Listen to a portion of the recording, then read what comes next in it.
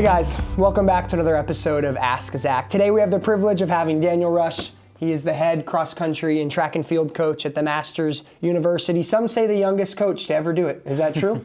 I don't know. You have to check the records on that one. Daniel, I have a question for you and for all of our youth students.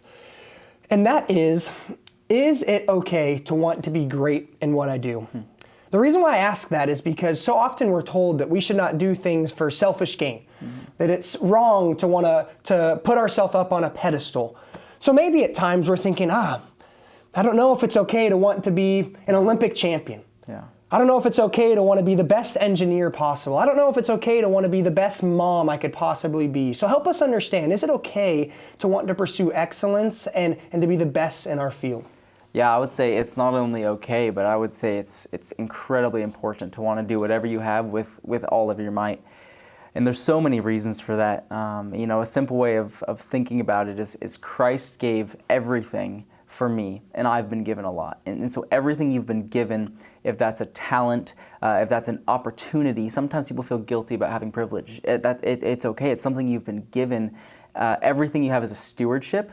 And the way you represent Christ well is what you do with that stewardship. And so you have been given a lot, and the more you've been given to steward, and you should want to do everything you possibly can with that stewardship. And I think that, why do you want to be the best at something? Why do I want to be the best coach I can possibly be? Why should a student want to be the top of their class? And why should you want to be excellent? Because in everything you do, you represent Christ. And the bottom line is the way this world works in everything, especially in athletics, but truly in everything, is with success comes influence. That's why celebrities exist. That's why celebrities are rich. That's why people listen to celebrities on topics that maybe they shouldn't listen to those celebrities about, because with success comes influence. And so the more you can pursue success, the more you can use that influence for Christ. And you can even look at it this way. Let's say you're an athlete. Why do I want to win this championship? Because I know the person I'm competing against, if they're successful over me, if they win this championship over me, I know they're not going to preach Christ. I know they're going to exalt themselves. And so that's a way you could look at it, where I want to be successful so that I can use that influence for Christ. And simply I would say, I want people to want what I have, or I want people to maybe look at me. And that sounds so backwards. And I don't say that because I want people to see me. I want people to want what I have so I can tell them that all I have is Christ. Or I want people to maybe look at me so that if I'm, hopefully stewarding my abilities well, then people see Christ through me. And maybe they hear Christ out of my mouth and they see Him through my actions. And so I think there's just no room for a half-hearted effort in anything from a believer, whether that's academics or athletics or any pursuit, because that just represents poorly, and it's a poor stewardship of what you've been given. I love that.